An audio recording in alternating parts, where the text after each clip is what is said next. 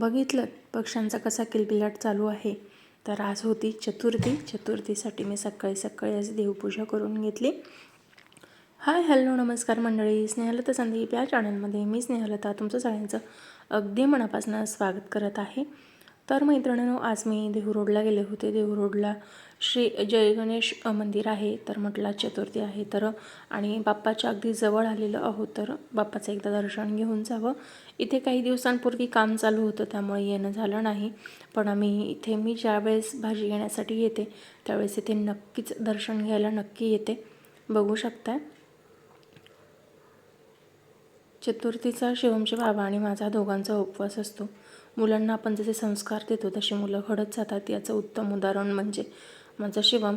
मी त्याला जितक्या चांगल्या गोष्टी शिकवता येतील तितक्या चांगल्या गोष्टी शिकवते, पण काही गोष्टी मुलं स्वतःहून शिकतात. त्या गोष्टी त्यातनं बाहेर काढण्याचा सुद्धा मी नक्की प्रयत्न करते आणि बुद्धीची देवता त्याला अजून चांगली बुद्धी देऊ ही मी देवाकडे प्रार्थना करते आणि माझ्या शिवमला, माझ्या घराला भरभरून यश देवो ही सुद्धा देवाकडे प्रार्थना केली.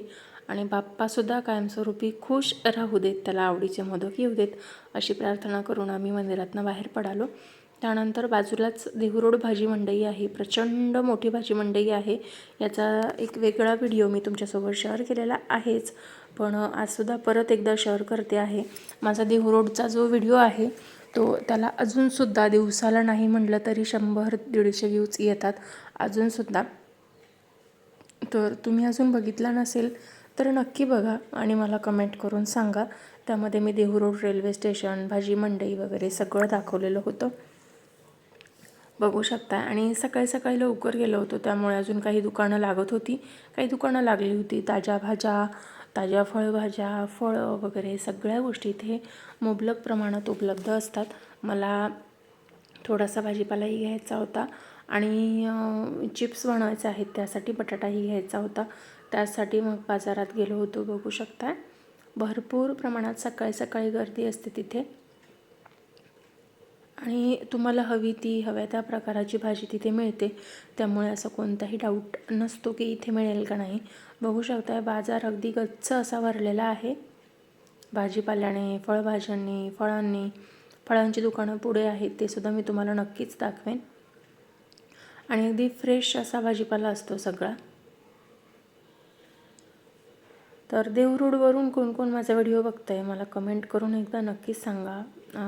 ओळखीचे असाल तर एकदा कमेंट करा. व्हिडिओ आवडला असेल तर व्हिडिओला लाईक करा, शेअर करा आणि चॅनलवर नवीन असाल तर चॅनलला सबस्क्राईब नक्की करा.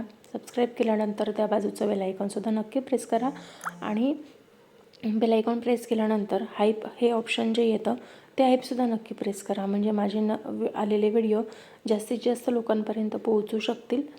आणि तुम्ही स्वतः लाईक करून कमेंट नक्की करा, म्हणजे तुम्हाला माझा व्हिडिओ कसा वाटला हे मला तरी कळेल. त्यानंतर मग मी इथून बटाटे वगैरे घेतले. मोठे छान बटाटे होते. कैऱ्यासुद्धा बाजारात आलेल्या आहेत. त्यानंतर भाजीपाला वगैरे घेऊन आलो आणि घरी आल्यानंतर धुमशान बारूस चालू होती, धुमशान पाऊस चालू होता. बघू शकता अत्यंत म्हणजे इतका की त्या दिवशी गारासुद्धा पडलेल्या होत्या. बघू शकताय काही वेळाने डोंगरसुद्धा दिसेनासा झाला होता, इतका पाऊस झालेला आहे. प्रचंड प्रमाणात पाऊस झाल्यानंतर त्यानंतर मी तुमच्यासोबत एक क्लिप शेअर करायचे विसरले होते, म्हटलं तीसुद्धा क्लिप शेअर करावी. बघू शकता जसा वारा फिरतोय तसा पाऊससुद्धा इकडे तिकडे फिरतोय. आणि हा पाऊस चालू होता त्यावेळेस मी लाईव्हसुद्धा केलेलं. प्रचंड प्रमाणात ढगांची गडगड, विजा वगैरे सगळंच होत होतं आधी आणि वाराही खूप प्रचंड प्रमाणात सुटलेला होता. पण मग ते सगळं थांबल्यानंतर जेव्हा फक्त पाऊस चालू होता त्यावेळेस मी शूट घेतलं. त्यानंतर एक दिवशी शिवमच्या शाळेत गेले होते मी. शिवमच्या शाळेत गेले तेव्हा बघू शकता पावसासारख्या गारा पडत होत्या आणि ह्याच गारा जर मुलांच्या, माणसांच्या कोणाच्या डोक्यात पडल्या तर त्यांना किती इजा होऊ शकते याचा तुम्ही विचार करू शकाल. बघू शकता पावसाचे थेंब पडत आहेत तशा गारा पडत आहेत. अशा गारांचा पाऊस तुमच्याकडेही झालेला आहे का हे कमेंट करून नक्कीच सांगा. माझा व्हिडिओ आवडला असेल तर व्हिडिओला लाईक करा, शेअर करा आणि चॅनलवर जर नवीन असाल तर चॅनलला आवर्जून सबस्क्राईब करा आणि कमेंट करून मला नक्कीच सांगा माझे व्हिडिओ तुम्हाला कसे वाटत आहेत ते. आणि व्हिडिओ जास्तीत जास्त शेअर करायला अजिबात विसरू नका. तुमच्याकडेही असा पाऊस झाला आहे का? मला कमेंट करून नक्कीच सांगा. बघू शकता आणि बाजूला असलेली मुलं बघू शकताय तुम्ही, मज्जा करतायत ते. त्यानंतर ज्या दिवशी हनुमान जयंती होती त्यावेळेस आमच्या बाजूच्या मंदिरात छान मस्त सुंदरशी पूजेची मांडणी केली होती. तो व्हिडिओ मी तुमच्यासोबत शेअर करायचं विसरले होते. बघू शकताय किती सुंदर अशी पूजेची मांडणी केलेली आहे आणि माझी इच्छा आहे की मी वास्तुशांती ठेवावी आणि त्यावेळेस अशा सुंदर तांदळाच्या रांगोळ्या काढून वास्तुशांती व्हावी. त्यानंतर घरी आल्यानंतर संध्याकाळी जेवणात मी मूग डाळीचे डोसे बनवले होते. अख्खे मूग छान भिजत घातल्यानंतर त्यांना कोंब येण्यासाठी ठेवलं.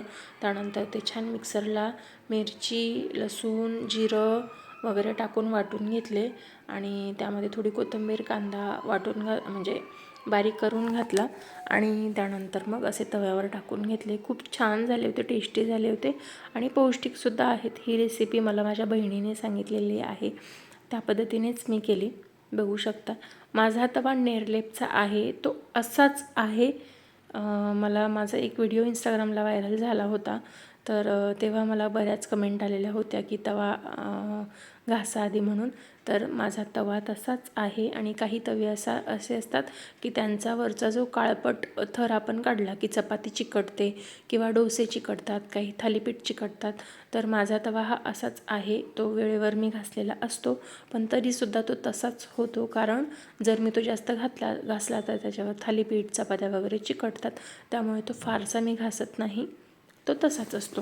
तर बघू शकताय खूप छान मस्त सुंदर टेस्टी असे डोसे तयार झालेले आहेत. शिवमला वगैरे देते मी. तर ही रेसिपी तुम्हीसुद्धा नक्की ट्राय करा आणि कशी वाटते मला कमेंट करून नक्कीच सांगा. माझ्या चॅनलवर पहिल्यांदा आले असाल तर चॅनलला सबस्क्राईब करा, व्हिडिओला लाईक करा, कमेंट करा, म्हणजे जास्तीत जास्त लोकांपर्यंत माझा व्हिडिओ पोहोचू शकेल. हाईप हा ऑप्शन यूट्यूबने नवीन दिलेला आहे, हाईपसुद्धा नक्की करत जा, म्हणजे जास्तीत जास्त लोकांपर्यंत आपला व्हिडिओ पोहोचेल. त्यानंतर जसं की मी तुम्हाला सांगितलं होतं की चतुर्थी होती आमची सकाळी, तर संध्याकाळी छान असा चतुर्थीचा चंद्र आलेला होता. चंद्र बघून झाल्यानंतर त्याची पूजा करून देवाला नैवेद्य देऊन आणि त्यानंतर मग उपवास सोडवायचा होता. उपवास सोडवण्यासाठी मी कोबीची भाजी, चपाती, मुगाचे डोसे आणि शेवयांची खीर केलेली होती. तर म्हटलं तुम्हाला चंद्रदर्शन करून द्यावं आणि त्यानंतर मग देवाची पूजा वगैरे करून घेतली आणि जेवण वगैरे केले. आणि हा व्हिडिओ मी सेव्ह याच्यासाठी केला होता की चतुर्थीचा चंद्र बघितलेला चांगला असतो यासाठी आणि आजूबाजूचं पुणंही तुम्ही बघू शकताय. चला तर मग भेटूया नवीन व्हिडिओमध्ये. तोपर्यंत श्री स्वामी समर्थ. Bye bye.